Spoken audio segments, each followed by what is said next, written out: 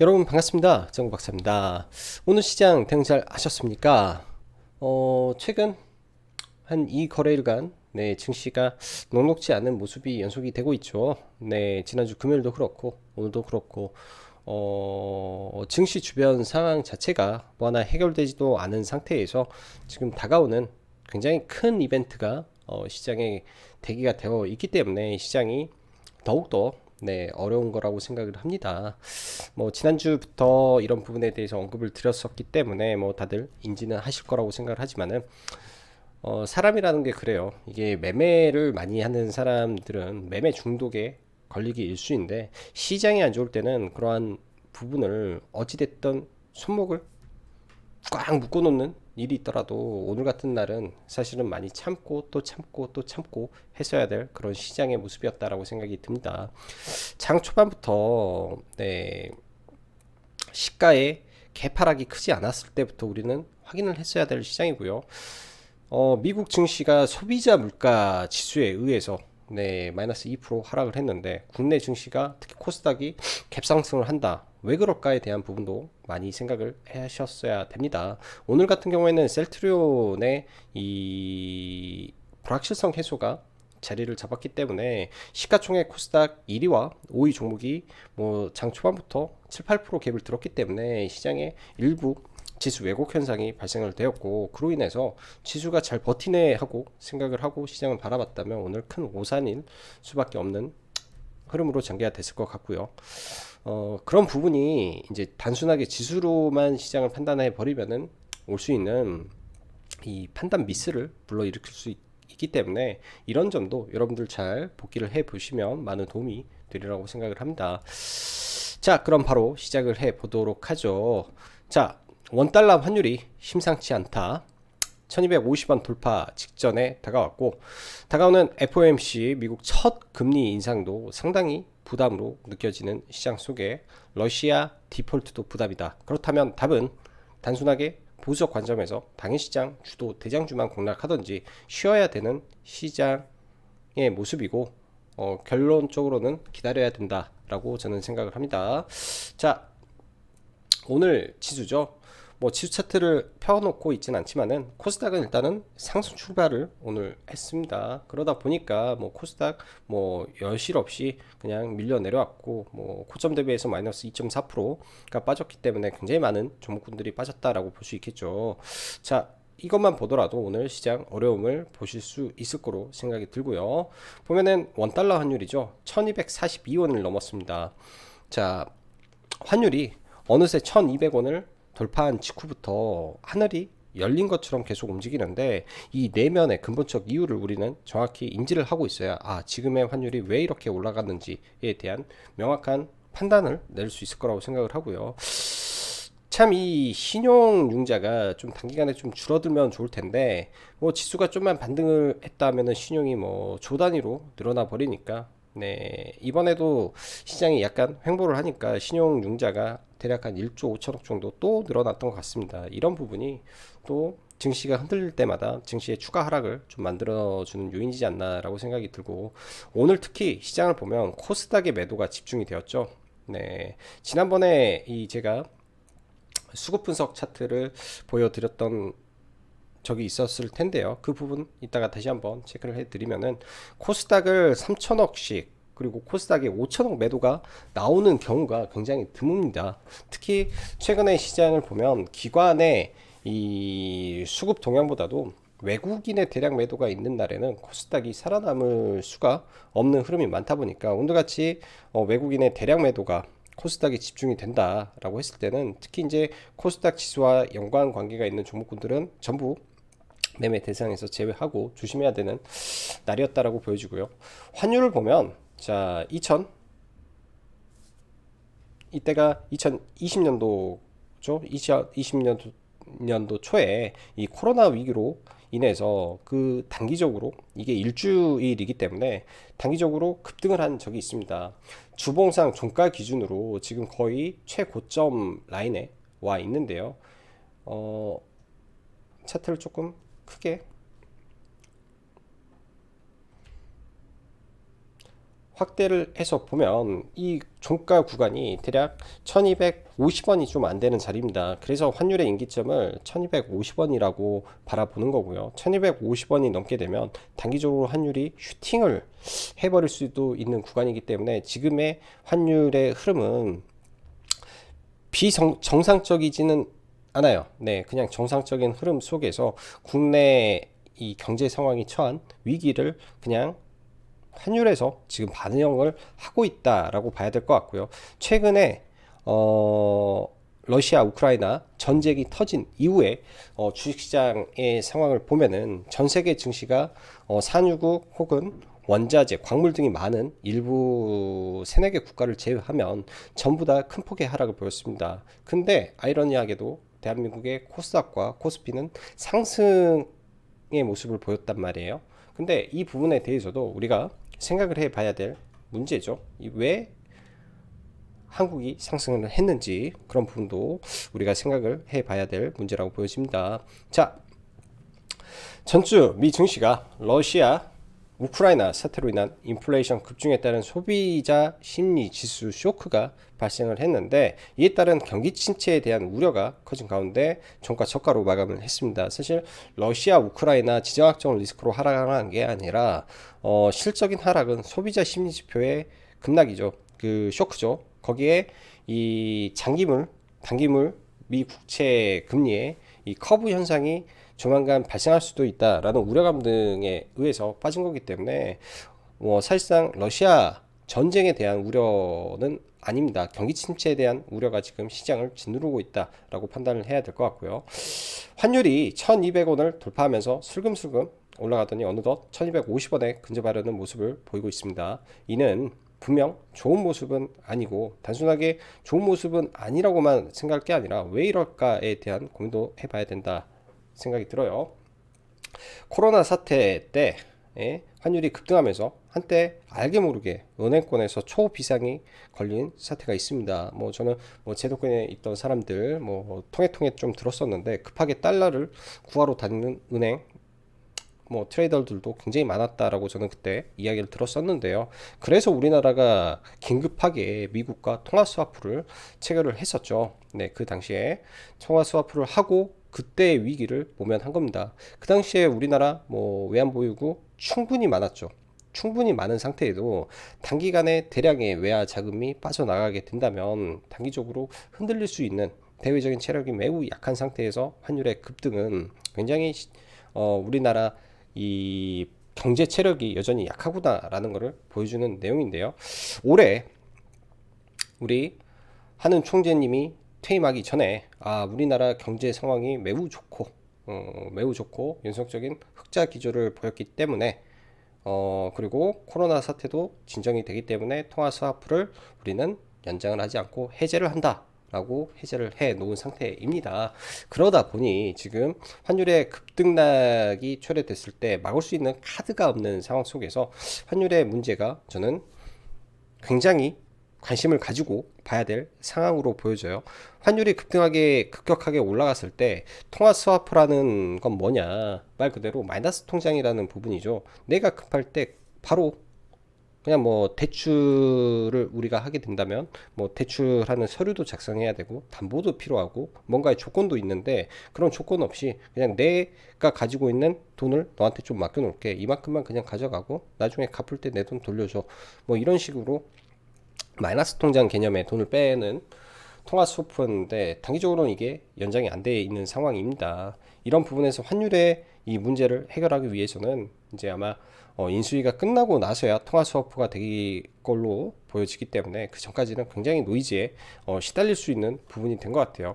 1250원이 넘어가게 되면 바로 1300원까지 갈 수도 있는 게 저는 열려 있다라고 생각이 되기 때문에 이런 부분으로 가는지 봐야 되고, 예를 들어 1250원이 돌파가 된 이후에 금융가 쪽에서 문제가 생기면 단기적으로 위로 치는 경우가 한두 번씩 나타납니다. 그때가 지수의 저점이 될 가능성이 매우 높다라고 보여주고, 이걸 꼭 나쁘게 해석을 하는 게 아니라 이러한 시츄에이션이 발생을 했을 때 나는 어떠한 포지션으로 어떤 전략을 구사할지에 대한 고민을 많이 해 보셨으면 합니다. 저 또한 똑같은 입장에서 고민을 하고 있는 내용이고, 이거를 뭐 누군가가 예측해서 뭔가 한다? 저는 불가능이죠. 불가능에 대한 부분이고, 미래에 있을 일을, 혹시 모를 일에 대한 대비를 하는 차원에서 좀 길게 말씀을 드렸습니다. 이번 주 아주 굵직한 이벤트가 많습니다. 우선 16일 FOMC가 0.25 BP 인상을 기정사실화 했는데, 반복해서 말씀드리지만 어떤 말이, 그러니까 금리는 인상하고 그 이후에 어떤 말이 나올지는 우리는 몰라요. 그렇지만은 지난주에 ECB에서 분명 힌트를 줬었고, 또 파월 의장이 이 청문회에서 나는 볼커를 찬양한다, 나도 역사가 볼커 의장처럼 했던 걸로 기억해 줬으면 좋겠다라고 말을 했기 때문에, 이런 부분에 어떤 말이 나올까를 우리가 예측해 볼 수 있는 거죠. 여기에 더해서 러시아 디폴트 이슈는 신흥국의 타격이 상당할 것으로 저는 분석이 됩니다. 뭐 이제 디폴트가 가까워지면은 각 뭐 증권사, 뭐 은행, 뭐 그다음에 뭐 기사들이 나올 걸로 보이는데요. 예전에 이제 러시아가 디폴트 뭐 우려도 있었고 했던 적도 있고 그랬었죠. 또 크림반도 사태를 통해서 러시아 채권에 투자를 안 하는 뭐 그런 부분도 많았었는데, 이거는 친서방 국가 이야기고요. 친러 국가들은요. 친러 국가들은 많은 신흥국이 존재를 합니다. 그 신흥국들의 문제가 생길 수 있다라는 관점을 저는 생각을 해보고, 그게 이제 과거 IMF 당시에서도 마찬가지죠. IMF 당시에서도 뭐 작은 이 아시아의 조그마한 국가에서 시작된 외환위기가 결국은 동방 4대 용을 집어삼켜버리는 일이 발생을 했었기 때문에, 그런 나비 효과가 어떻게 퍼져가는지 이런 연구도 해보시면 좋을 것 같습니다. 러시아 우크라이나 사태가 있고 난 이후 전 세계 증시는 지난주까지 산유국 및 지하전이 풍부한 일부 국가를 제외하고는 전부 하락한 상태이고, 대한민국 증시만 강한 것은 바로 우리만의 특별한 이벤트로 인한 이 대선으로 인해서 지수가 저는 버텼을 거라고 생각이 듭니다. 그만큼 지금은 어찌 됐든 이쪽 관련주 안에서 트레이드 하든 매매를 하든 해야 될 것 같고요. 단기적으로 이러한 굵직굵직한 이벤트가 끝난 이후에 종목군들 우량주 위주로 그때 다시 한번 봐보면 되지 않을까라고 생각이 드네요. 자, 이 수급에 대해서 한번 보죠. 수급에 대해서 1월 달부터 제가 대충 펴놓은 건데, 이거는 주가의 위치입니다. 코스닥의 위치죠. 3000포인트, 이거 포인트가 아니라 코스닥의 주가의 위치인데, 옆에가 주가의 자리죠. 1000포인트대에서 외국인이 대량의 매도를 합니다. 4천억 정도 매도를 하고 급락을 하고요. 첫 투매자리가 이 자리죠.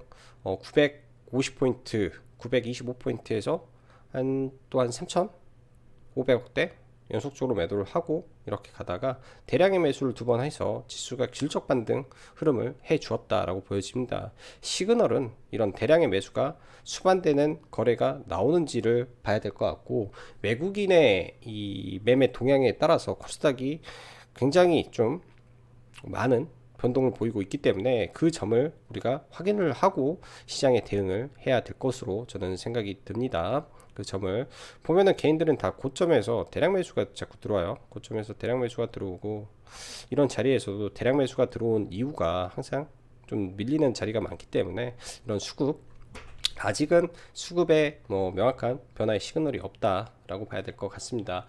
오늘 시장은 뭐 여러모로 악재가 많았죠. 또 주말 사이 나왔던 이 중국의 코로나 확진, 제로 코로나를 고집하던 중국이 코로나 확진자가 대거 늘어나면서 다시금 많은 산업에 제약이 생겼다라는 부분은 IT 반도체에 또 치명적인 영향을 미쳤을 것이고, 최근에 급등한 이 원자재 가격, 특히 이제 2차전지 소재로 불리는 니켈의 급등이 2차전지 소재를 급락을 시켰으며, 게임주 관련해서는 다가오는 FOMC에 대한 이 성장주에 대한 불안감이 게임주를 집어삼켰다라고 봐야 될 겁니다.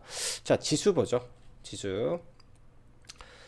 일단 해외 증시를 잠깐 한번 보면, 해외 증시를 한번 보면 저는 나스닥을 이렇게 보고 있습니다. 뭐 이 추세 때에 의한 움직임을 보일 가능성이 높고, 뭐 여기까지 밀리게 되면 또 이 자리에서 도치 그리고 올라가지 않을까, 뭐 급락보다는. 근데 지금의 위치는 여기 올라도 또 맞고 떨어지는 그런 자리이기 때문에 아직 하락 추세를 벗어나지 못했다라고 봐야 될 것 같고요. 오늘 중국의 항생 지수를 보면 뭐 말도 못하게 떨어지고 있죠. 네, 말도 못하게 지금 떨어지고 있습니다. 얘네들은 코로나에 의한 또 직격탄을 또 동시에 맞고 있고요. 또 중국 상해 종합지수도 이번에 4%대 아래꼴을 달고 나서 또 밀려 내려오는데, 이런 구간까지 밀게 되면 우리나라가 타격을 안 받을 수 없는 모습이기 때문에 이런 점도 계속 체크를 해 봐야 될 것 같고요. 상대적으로 어찌 보면 우리나라 증시가 상대적으로 정말로 강한 모습인데, 사실은 그게 대선에 의한 왜곡 현상이었다라고 하면 우리나라 증시도 충격을 면하기는 좀 어렵지 않나 생각이 듭니다. 오늘은 시장을 관망을 했고 보수적으로 보면서 대응을 할 건데, 이제 이런 구간에서 지지를 해주면 좋겠어요. 저는 1차적으로 그냥 지지를 해주고 넘어가는 흐름이 나오기를 바라고 일단은 좀 시장을 보고 싶습니다. 이런 구간에서 좀 지지를 해줬으면 하는 생각이고요. 일단 코스닥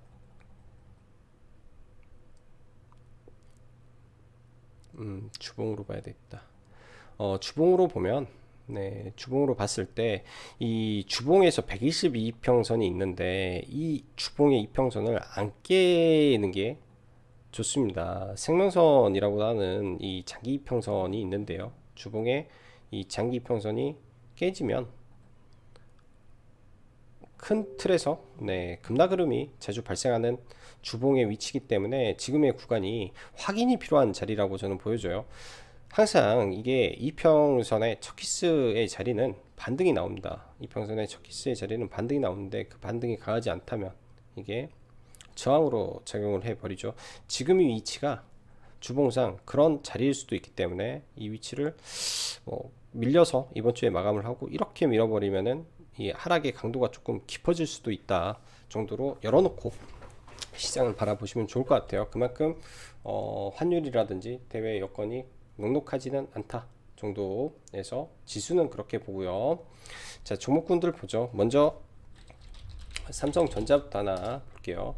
삼성전자 오늘 시장 대비해서는 강했습니다. 네, 시장 대비해서는 어찌 보면은 굉장히 강한 모습 보여줬다라고 저는 보는 게 맞을 것 같고요. 시장 대비해서는 강했는데 일단 우리나라 대표주니까. 근데 반대로 LG에너지 솔루션이 정말 힘없이 좀 무너지고 있다라고 생각이 들고, 저는 이 종목을 보기는 할 것 같습니다. 네, 엔벨로프 하단선에서 35만 원을 이탈하면 그때는 한 차례 정도 공략을 해볼 생각을 가지고 있고요. 오늘도 장중에서 제가 그 말씀을 드렸죠. 공매도에 대한 부분을 설명드리면서 이 구간에서 공매도가 풀렸어요. 대량의 매도가 풀려서 좀 들어가서 그냥 1% 뛰기 정도 하고 이제부터는 매매를 관심을 가지고는 볼 것 같습니다. 그렇다고 이거를 뭐 장기 투자의 관점이 아니라 대형주에 대한 낙주 매매를 시도를 할 계획이고요. 자, 그 밖에 오늘 같은 경우에는 이 대형주가 아모레퍼시픽이라든지 아모레퍼시픽 중국발 이슈로 인해서 지금 화장품 면세점 관련주들이 굉장히 크게 좀 밀려 내려왔습니다. 일단 시가총액이 좀 커서 좀 밀려왔는데, 저는 이런 부분이 시간의 차를 두고 다시금 볼 수 있는 기회의 자리이지 않나. 리오프닝에서 우리나라가 겪었던 거를 중국도 똑같이 겪을 거고, 그 과정이 뭐 한 달이 걸릴지 두 달이 걸릴지 걸리면서 중국도 이런 부분이 완전 봉쇄해서 이제 해제로 가는 길을 걸어가지 않을까라고 조심스럽게 생각이 들어요. 오늘은 일단은 터져서 그 충격을 좀 심하게 좀 받았던 걸로 생각이 듭니다.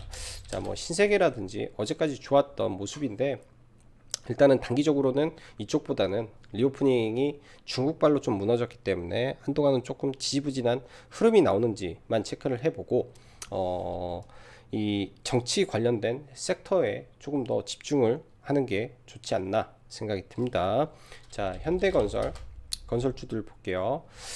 최근 수급 좋게 올라가다가 네, 일단은 조정을 받죠. 돌파를 한 지점에 또 눌림이 나오는지. 현대건설 47,500원 언저리가 될 것 같고, GS건설 또한 돌파를 했죠.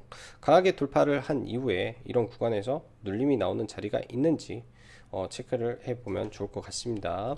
자, 신원 종합개발 일단 상한가 이후에 뜬봉에서 지금 움직이는데요. 뭐 바로 가버릴지 아니면 여기서 횡보하다가 한 차례 더 갈지. 일단 대장주고요. 신원개발, 그다음에 우원개발, 얘도 대장주죠. 근데 아무래도 저 개인적으로는 신원 종합개발이 뭐 떨어져서 눌린다면 신원 종합개발 위주로 종목을 저는 볼 것 같습니다. 신원 종합개발 위주로 종목을 볼 것 같고요.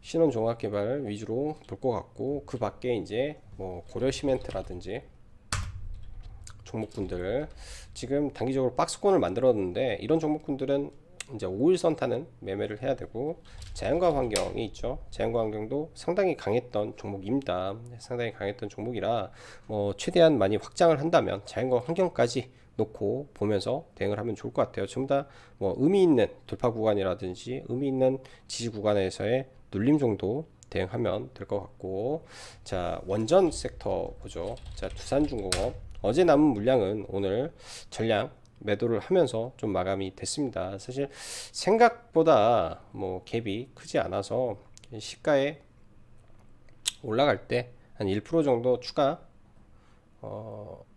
상승, 시가 올라갈 때 그냥 시가 언저리에서 다 매도를 해 버린 것 같고요.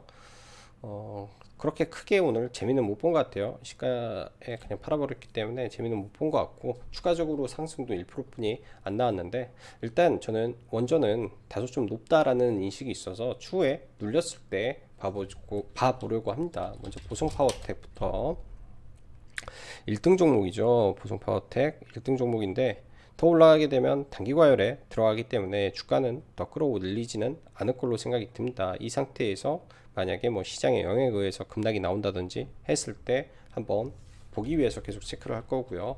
오늘 우진이라는 종목이 추가 상승이 좀 나왔는데요. 신고가를 돌파하려는 모습 속에 핵폐기물 관련된 종목이라 우진도 뭐 1등 종목군에 있다라고 봐야 될 것 같고,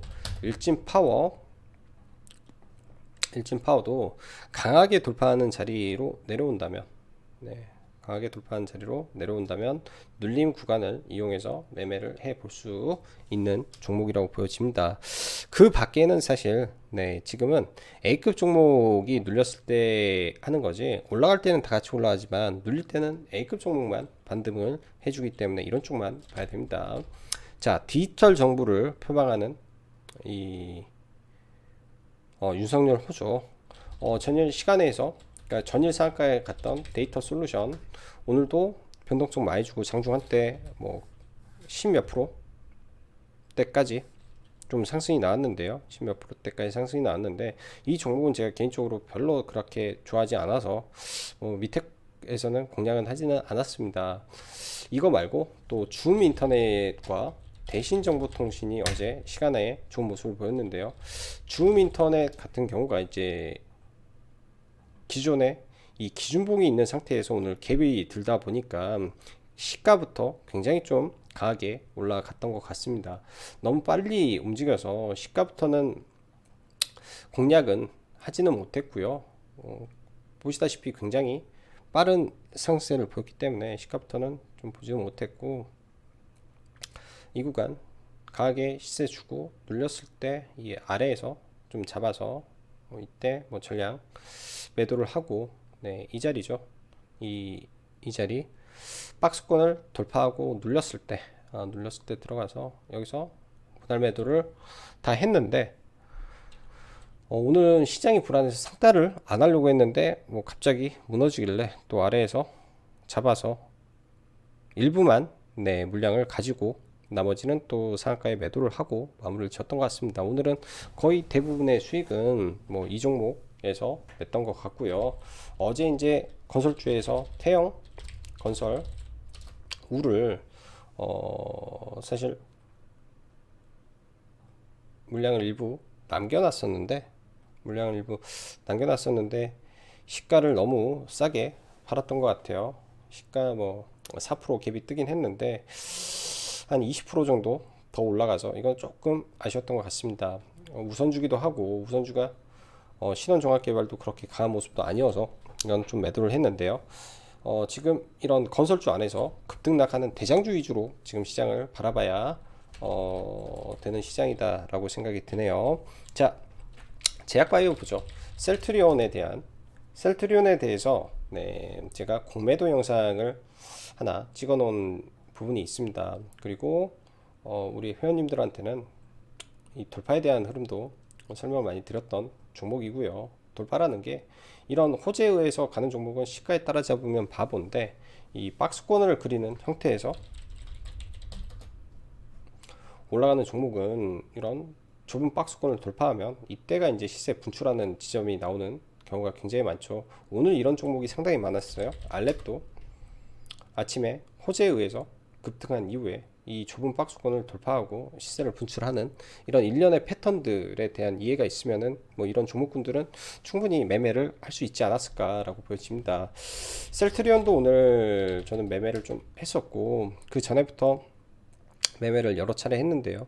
이게 하나의 기준봉이 되기 위해서는 셀트리온이 기준봉이 되기 위해서는 지금 만들어진 이 갭을 훼손하지 않아야 됩니다. 갭을 메우고 끝나버리면 이렇게 잘못하면 떨어질 수 있기 때문에 갭을 훼손하지 않은 상태에서 올라가는 게 좋겠죠. 그렇게 된다면 저는 이 종목을 한번 관심 가져볼 의향은 있는데 그렇게 되지 않는다면 이 종목은 이제 이 자리에서 끝이다 라고 바라보는 게 맞을 것 같고요. 자, 박셀바이오 계속 좋다라고 말씀드렸죠. 장중에 돌파 매매 정도로만 매매를 했습니다. 그리고 계좌를 두 개를 쓰는데 다른 계좌는 눌림을 좀 했었는데 거기에는 타점이 없어서 뭐 그렇게 크게 재미는 못 본 것 같아요. 여기서 반 팔고 불타기해서 나머지 매도하다가 돌파가 안 됐길래 전량 매도를 하고 이 자리에서 예, 이 자리에서 저희가 들어가서 여기서 다 팔고 그 다음에는 좀 안 봤던 것 같습니다. 일단 시세 분출이 일정 부분 나왔기 때문에 이 상태에서 더 가기 위해서는 조금 지켜보면서 가야 될 것 같아요. 근데 워낙 끼 있는 종목이라 저는 눌렸다가 다시 가는 모습으로 가지 않을까 좀 생각이 들어요. 끼 있는 종목에서 뭐 시장 영향 없이 이렇게 쏘기 위한 준비라면 그리고 거래 대금도 상당히 늘어나면서 몸집을 불리고 있다면 이 종목 또한 기대를 하고 보는 것도 저는 나쁘지 않을 것 같습니다. 네, 기대를 하고 보는 것도 나쁘지 않고요. 자, 중간에 네, 라이브 방송 가입은 이번 주까지만 진행을 할 예정이니까 한번 보시면 좋을 것 같고요. 로봇, 그다음에 AI, 해운, 건설 여기까지 했고 ABL 바이오, 네, ABL 바이오가 있죠. ABL 바이오도 기준봉이 뚜렷한 종목에서 이런 자리를 이탈하지 않는 선까지만 내려온다면 충분히 봐볼 수 있는 구간이라고 생각이 듭니다. 그래서 기다리는 매매를 좀 지향해서 보셔야 될 것 같고요. 자, 그 밖에 오늘은 티플렉스가 굉장히 좀 강했죠. 티플렉스 굉장히 강했는데 아주 높은 구간에서 네, 2단 상승이고 오늘 더 상승을 하면 단기 과열에 들어가기 때문에 이 종목도 단기 시세는 다 끝나지 않았을까 정도 생각을 합니다. 아직 시세가 좀 덜 나온 쪽 오늘 뭐 물론 니켈도 있었겠지만 히토류에 대한 부분도 어느 정도 있지 않았을까 생각이 들어요. 그러면 동국 RNS라는 종목이 히토류 관련된 종목이고요. 아직 못 올라간 광물 쪽에서 동국 RNS, 유니온, 머티리얼즈, 유니온 이쪽이 히토류인데 히토류 섹터도 우리가 관심을 가져놓고 보시면 좋을 것 같습니다. 모든 광물이 다 올라가고 있고 아직 반응을 안 한 섹터에서 순환매가 나오는지 이 점을 체크를 하고 좀 보면 좋을 것 같고요.